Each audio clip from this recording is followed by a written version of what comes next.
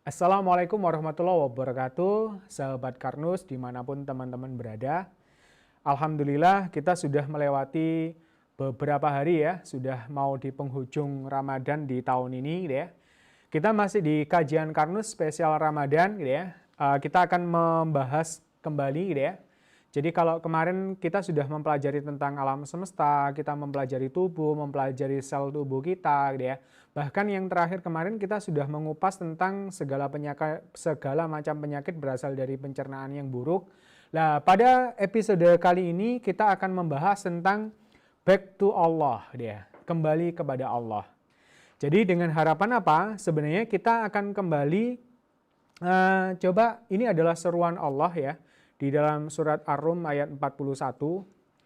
Dhaharal fasadu fil barri wal bahri bima kasabat aydin nas liyudhiqahum ba'dalladzi amilu la'allahum yarji'un gitu ya. Jadi telah nampak kerusakan di darat dan di laut disebabkan karena perbuatan tangan manusia. Allah menghendaki agar mereka merasakan sebagian dari akibat perbuatan mereka. Jadi kalau kemarin kita sudah mendolimi tubuh kita, kemudian kita sakit ya, itu supaya kita merasakan. Tapi Allah menyatakan di belakangnya itu la'allahum yarji'un, agar mereka kembali. Kembali kemana? Ke jalan yang benar. Maka topik kali ini saya membahas tentang kembali kepada Allah, kembali kepada algoritma Sang Pencipta. Jadi kalau kita mau sehat ya, terbebas dari penyakit atau mungkin Bapak Ibu di sana yang mendengarkan video kajian Karnus kali ini itu sedang dalam proses penyembuhan, maka kita kembali kepada algoritma Sang Pencipta. Jadi memang dinyatakan sama Allah ya sudah, kalau misalnya mau kembali, insya Allah kita akan menjadikan manusia yang sempurna kembali. Manusia sempurna itu seperti apa? Ya salah satunya itu adalah sehat, gitu ya. Baik, lambung yang selama ini dinetralkan itu banyak mengakibatkan kekacauan, kerusakan teman-teman. Kerusakannya, kekacauannya di sistem pencernaan, seluruh sel kelaparan, kacaunya sistem peredaran darah, ada plak, hipertensi, stroke, dan lain-lain. Kemudian kacau di sistem otot, tulang, saraf, sampai akhirnya tulang kropos, HNP, dan semacamnya itu banyak. Bahkan sampai kacau di sistem kekebalan tubuh, sistem imun kita. Makanya kenapa kalau orang-orang yang sakit degeneratif, ada penyakit penyerta, ketika kena COVID-19 itu gampang sekali resiko kematiannya sangat tinggi, teman-teman. Nah, belum lagi kalau orang-orang yang tadi kena kanker, gitu ya, kena sel abnormal, itu resikonya sangat besar. Maka dari itu, seruan di dalam Al-Quran itu kita disuruh untuk kembali. Kita kembali itu istilahnya selama ini adalah taubat, gitu ya, taubatan nasuhah, taubat yang sebenar-benarnya. Lah, gimana cara taubatnya kalau di konsep Karnus? Ya kembalikan lambung sesuai fitrahnya. Jangan dinetralkan, jangan dikebiri, apapun alasannya. Nah, terus gimana caranya? Nanti akan kita bahas di pertemuan kita pada hari ini. Ya.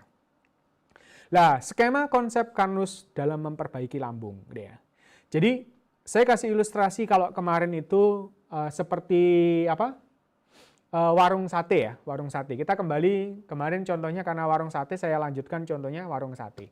Warung sate itu ketika misalnya dapurnya lubang, teman-teman.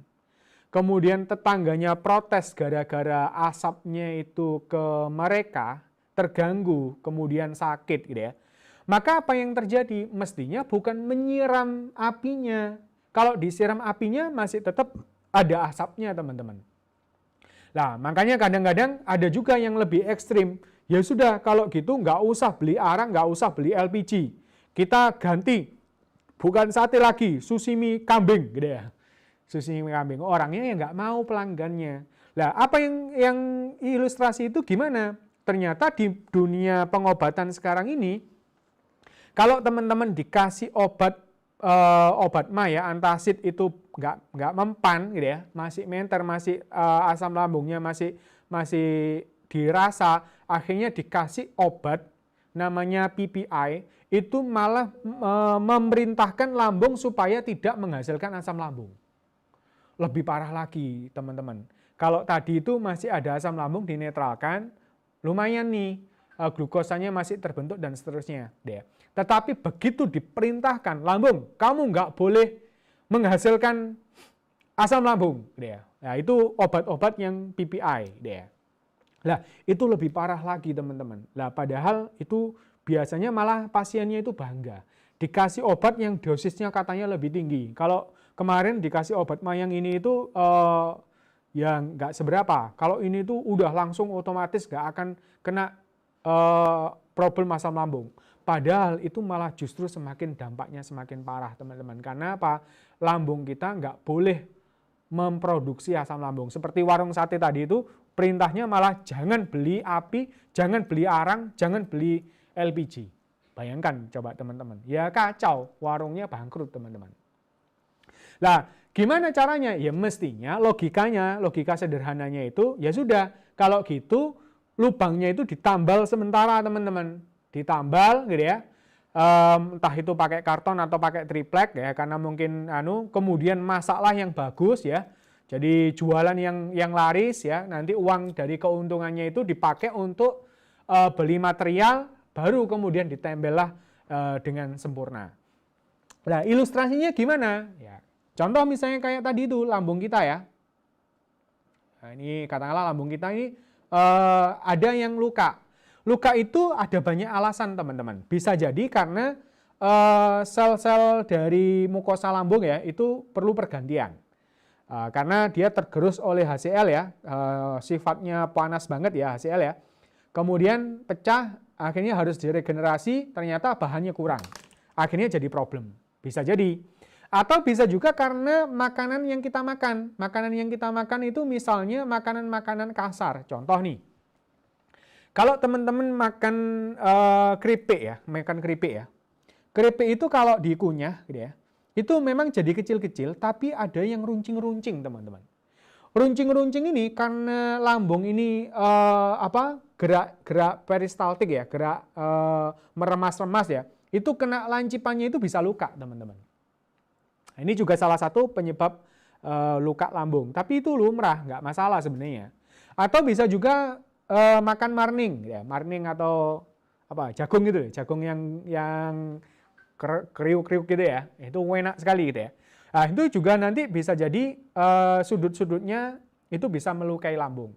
Atau teman-teman makan yang setan-setan itu, makanan setan itu, mie setan gitu ya, yang lomboknya level 100 gitu ya, itu juga bisa menyebabkan problem di lambung kita.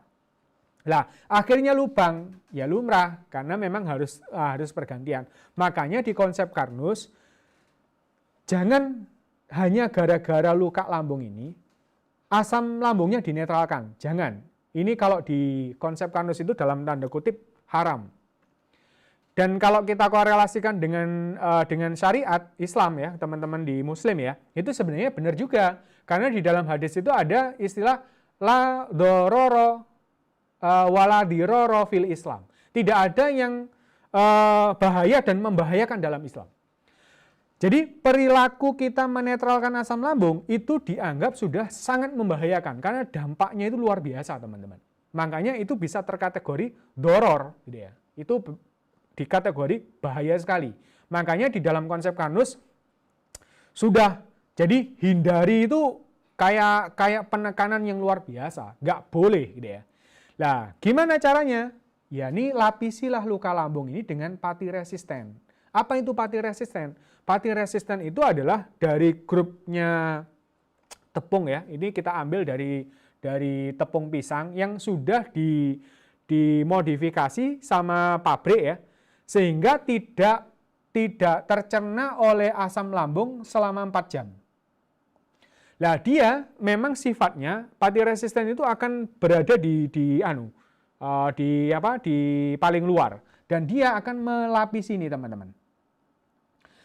Seperti bertindak sebagai pengganti mukosa lambung. Jadi yang melindungi lambung kita itu dari hantaman HCl.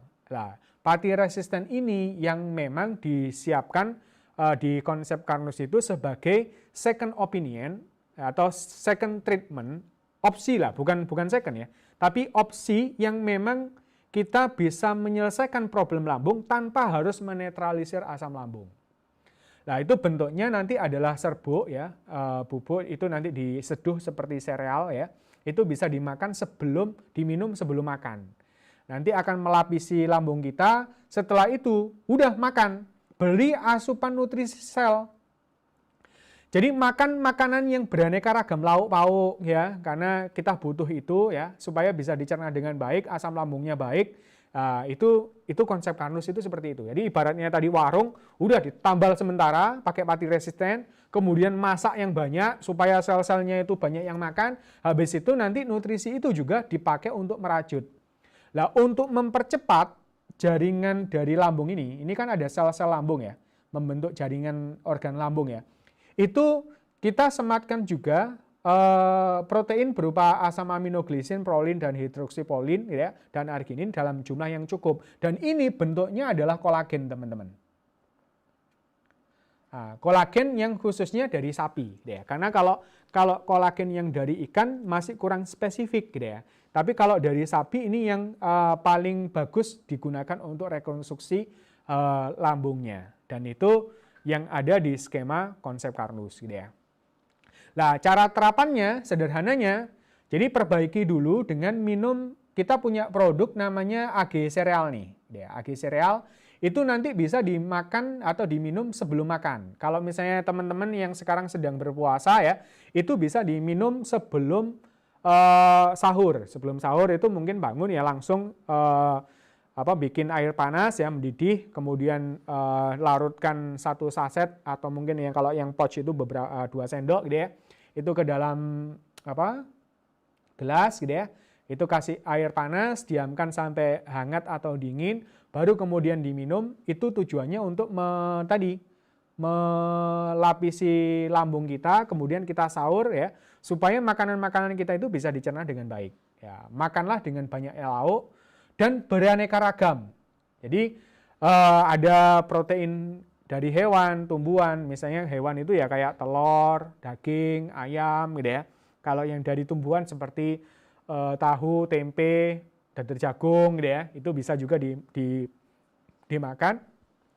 Selesai makan, itu minumlah Algati. Algati ini kita pakai untuk perlindungan dari radikal bebas, termasuk di Algati ini ada ikatan kompleks, teman-teman.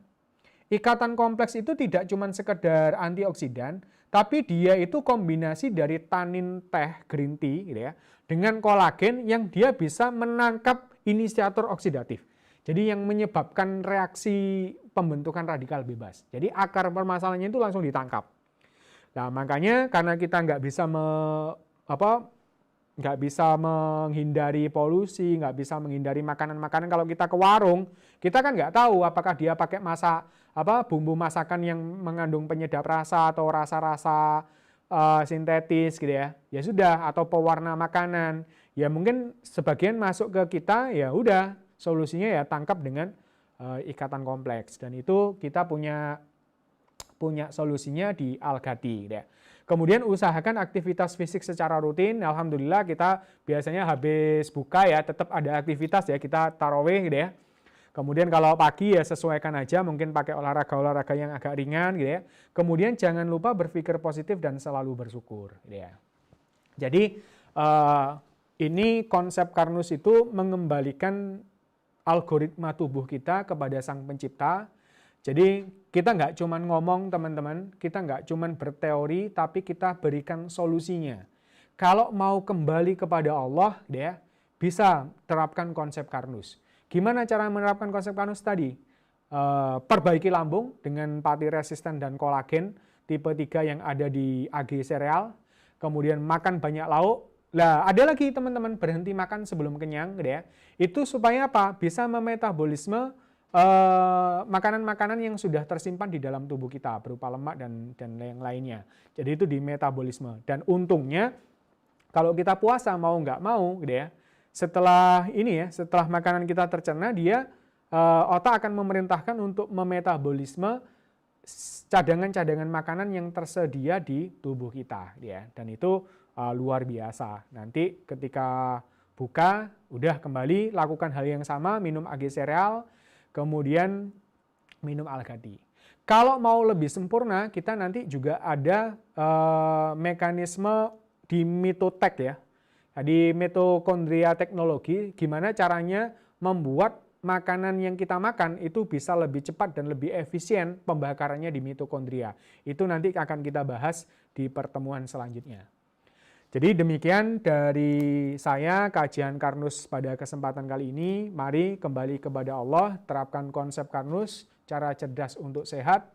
Sesuai dengan algoritma Sang Pencipta, kita kembali supaya kita benar-benar sehat sebagaimana yang dikehendaki oleh Allah Subhanahu wa taala. Demikian, semoga bermanfaat. Assalamualaikum warahmatullahi wabarakatuh.